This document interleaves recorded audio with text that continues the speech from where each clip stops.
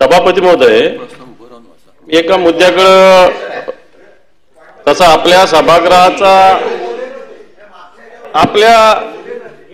सभागृहाचा जरी मुद्दा नसला तरी राज्याचं मंत्रिमंडळ या विषयानं संबंधित विषय आहे।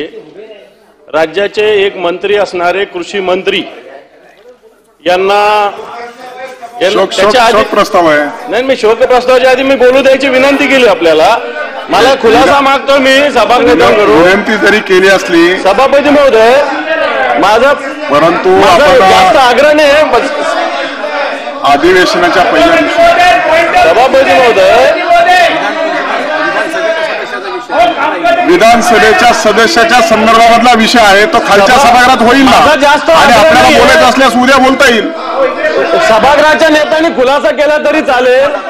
माझं म्हणणं असं आहे की एक मंत्री, कृषी मंत्री, विरोधी पक्षनेते आपल्याला हा प्रस्ताव एका मंत्र्याला शिक्षा झालेली आहे आणि या शिक्षेला कोणत्याही प्रकारची स्थगिती आतापर्यंत नाही। 2 वर्षाची शिक्षा झालेली आहे। तर सरकारची याच्यात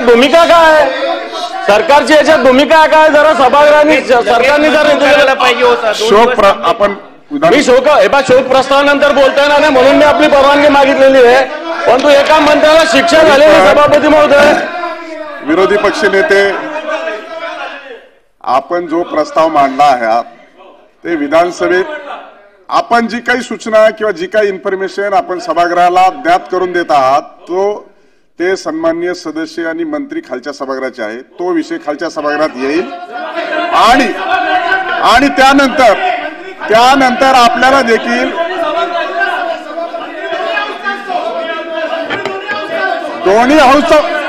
दोन्ही हाऊसचा मंत्री असतो, परंतु सदस्य खालच्या सभागृहाचे असल्या कारणानं आपल्याला हा विषय दुसऱ्या आयुधाच्या मार्फत देखील मांडता येईल। सभागृहाचे नेते उपस्थित आहेत।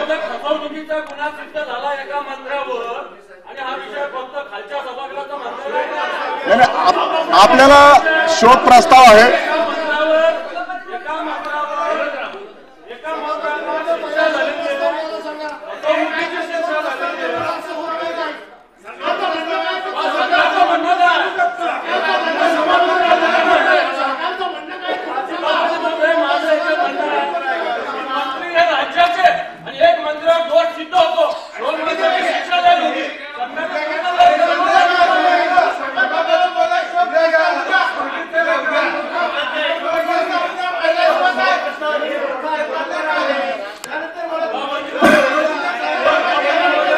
मला वाटतं माननीय विरोधी पक्षनेते, मला असं वाटतं की शोक प्रस्ताव आहे आणि शोक प्रस्तावामध्ये देशाचे पंतप्रधान माननीय मनमोहन सिंगच्या संदर्भात आणि आपल्याही सभागृहाचे सदस्य आहेत।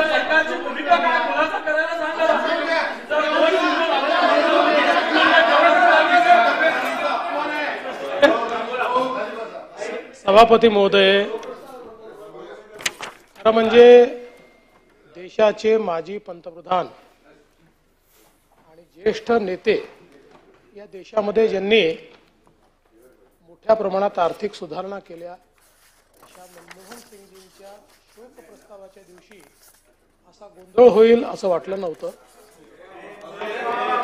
तथापि माननीय विरोधी पक्षनेत्याला मी एवढंच सांगू इच्छितो की आपण मंत्री महोदयांच्या संदर्भात जे मांडता आहात त्या संदर्भात कोर्टाने सुनावणी पूर्ण केलेली आहे आणि क्लोज फॉर ऑर्डर ठेवलेला आहे।